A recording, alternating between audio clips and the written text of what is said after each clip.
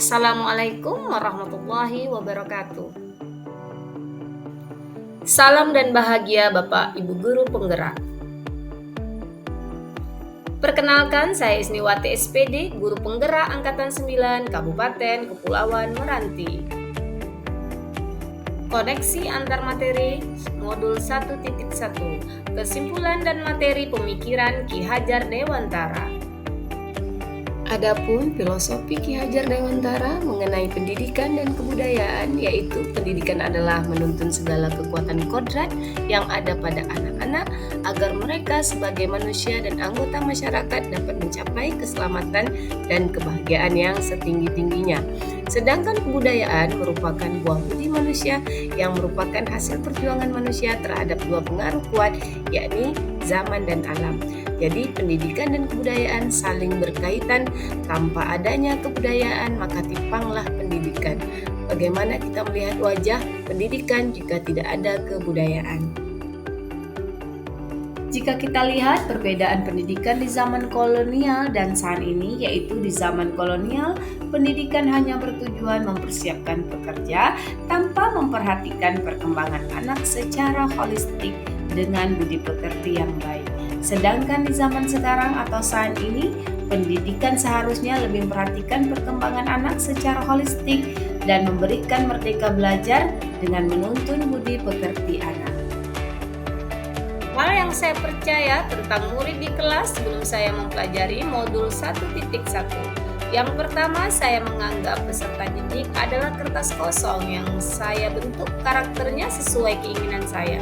Yang kedua, saya mengajar masih berpusat kepada guru atau teacher-centered learning. Yang ketiga, semua peserta didik mendapat perlakuan yang sama. Yang keempat, patokan ketercapaian pembelajaran hanya dari KKM. Dan yang terakhir, siswa tidak menulis berarti tidak belajar. Selanjutnya, hal yang berubah dari pemikiran atau perilaku saya setelah mempelajari modul 1.1 ini, yang pertama, perubahan pemikiran. Menganggap siswa seperti kertas dengan garis samar-samar yang perlu ditebalkan garis tersebut. Yang berikutnya, guru bukanlah satu-satunya pusat belajar. Yang ketiga, guru memfasilitasi pembelajaran sesuai kebutuhan gaya belajar siswa. Dan yang terakhir, ketercapaian pembelajaran peserta didik itu berbeda dan unik. Perubahan yang lainnya yaitu perubahan perilaku, di mana saya menerapkan pembelajaran yang kolaboratif dan inovatif.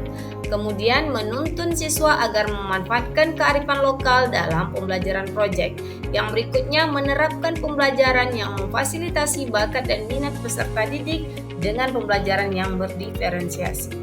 Kemudian selanjutnya hal yang segera saya terapkan agar kelas saya mencerminkan pemikiran Ki Hajar Dewantara. Yang pertama, merancang dan menerapkan pembelajaran dengan abad 21, di mana pembelajaran abad 21 bercirikan kritis, kreatif, komunikatif, dan kolaborasi.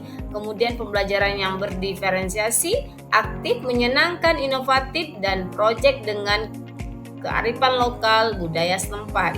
Kemudian bagaimana saya seharusnya menjadi guru, yaitu sesuai dengan filosofi Ki Hajar Dewantara, guru harus menuntun bukan menuntut.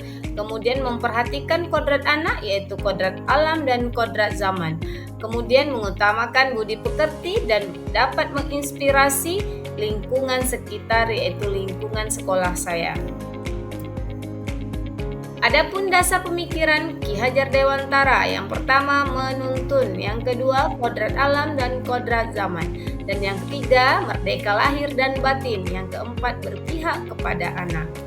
Selanjutnya, yang kelima, guru sebagai petani, yaitu bagaimana petani bisa merawat tanamannya dengan baik, dengan sabar dan ikhlas. Yang keenam, pendidikan budi pekerti. Adapun kesimpulan dari dasar pemikiran Ki Hajar Dewantara, yaitu pendidikan adalah menuntun segala kekuatan kodrat yang ada pada anak dengan ikhlas dan sabar, dengan menanamkan nilai-nilai budi pekerti agar anak menjadi manusia yang selamat dan bahagia dan merdeka seutuhnya. Adapun refleksi diri, yang pertama merdeka belajar, Yang dimaksud merdeka belajar yaitu peserta didik diberikan kebebasan dalam berkreativitas dan berkreasi dengan menerapkan konsep merdeka belajar. Yang kedua, kolaborasi, di mana peserta didik berkolaborasi untuk mengembangkan potensi dirinya sesuai karakteristik minat dan bakatnya. Yang berikutnya, well-being, di mana menuntun peserta didik untuk mencapai keselamatan dan kebahagiaan sebagai manusia yang seutuhnya. Demikianlah pemaparan saya tentang koneksi antar materi modul 1.1 dan saya ucapkan terima kasih. Assalamualaikum warahmatullahi wabarakatuh.